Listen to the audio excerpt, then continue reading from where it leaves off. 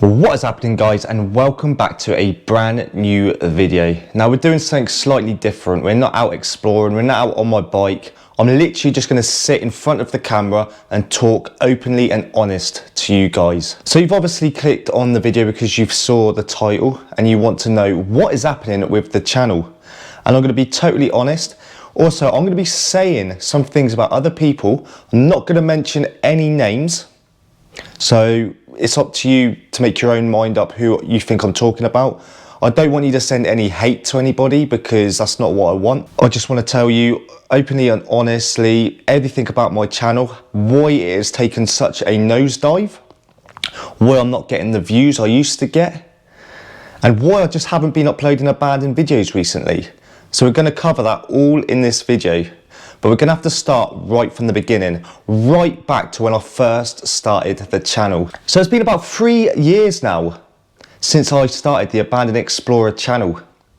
And I started it because I've always had an interest in history and abandoned places. And I used to watch other channels like Exploring with Josh, who is obviously the biggest channel on YouTube who does exploring. And I thought, I want to give this a go myself. I mean, I'd already gone to abandoned places before I made my YouTube channel, and I decided I'm going to start a YouTube channel just so other people can see what I see inside these places, and that's exactly what I did.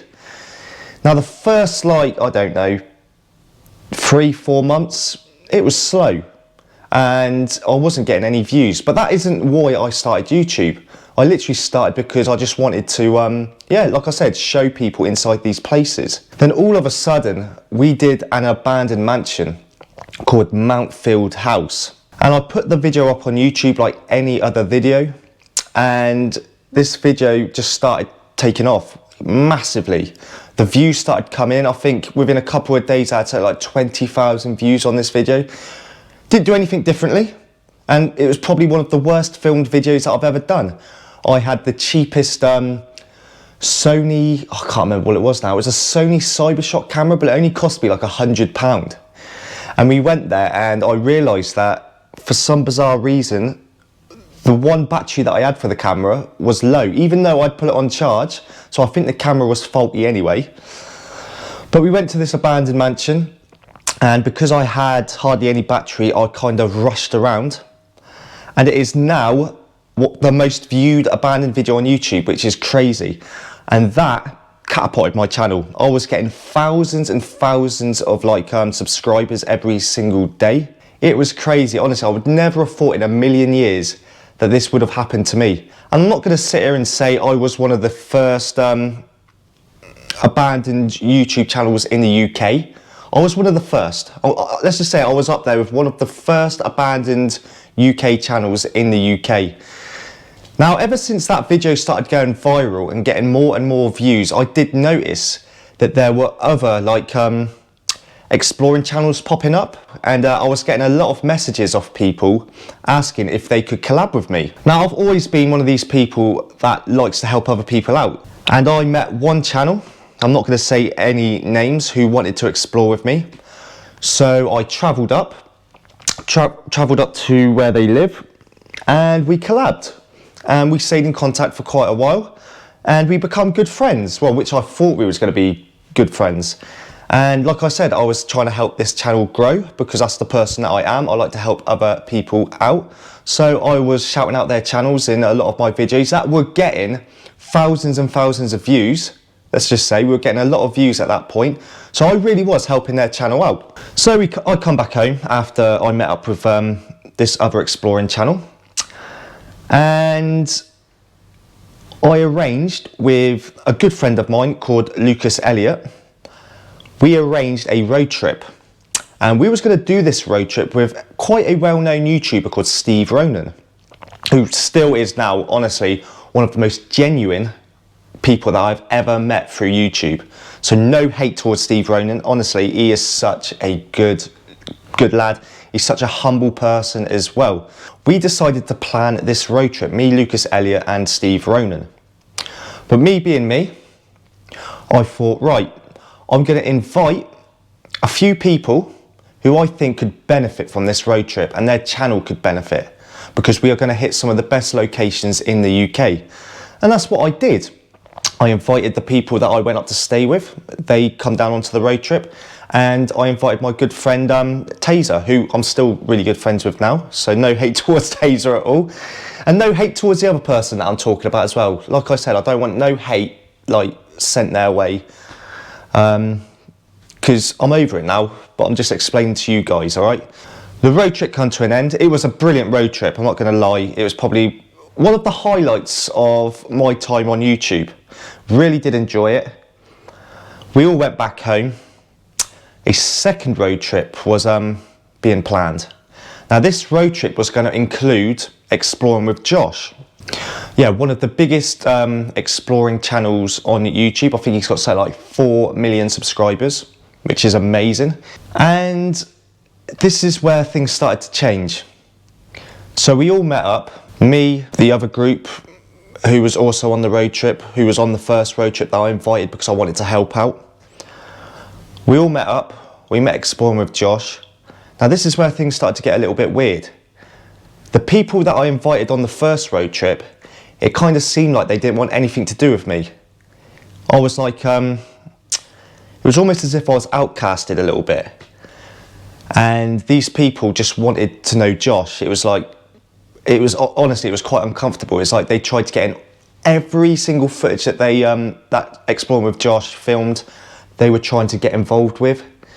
And again, it didn't want anything to do with me. I knew exactly what was going on, so yeah, I didn't like to be in that situation, so I felt quite uncomfortable. And I actually left the road trip quite early. So I think I made up an excuse of something was happening back home, I needed to get back. That wasn't the truth. The truth was I just felt so uncomfortable amongst these people because I could see exactly what was going on. So I went back home. And yeah, from that point on, I didn't hear anything from anyone. Like the people that I had tried to help out as much as I could, they didn't want anything to do with me. They went their separate ways, and that was that. I think I kind of got a little bit down in the dumps after that. I thought, I've been used, I've helped these people out, I tried my hardest to like help them grow on YouTube, and I literally just got shat on, do you know what I mean? They don't want anything to do with me. And that's not the first time that's happened. I've explored with other people, and I kind of feel like the same thing happened once their channel got to a point, they just didn't want anything to do with me.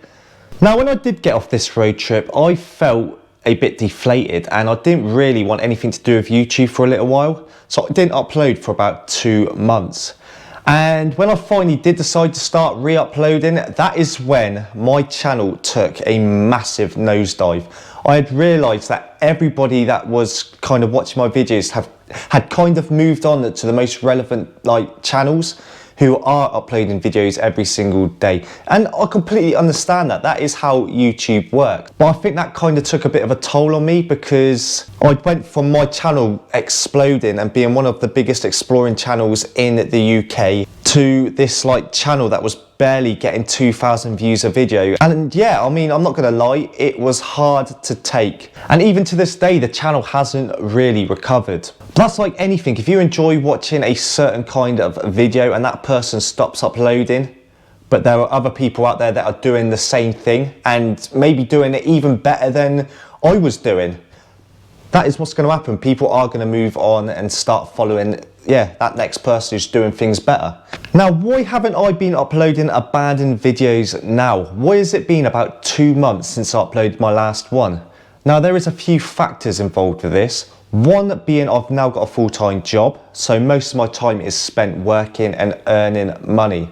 Secondly, it takes a lot of time, effort and money to make these videos. I mean, when my channel was exploding, doing really well, I could afford to give up my full-time job and do YouTube every single day and make videos for you guys.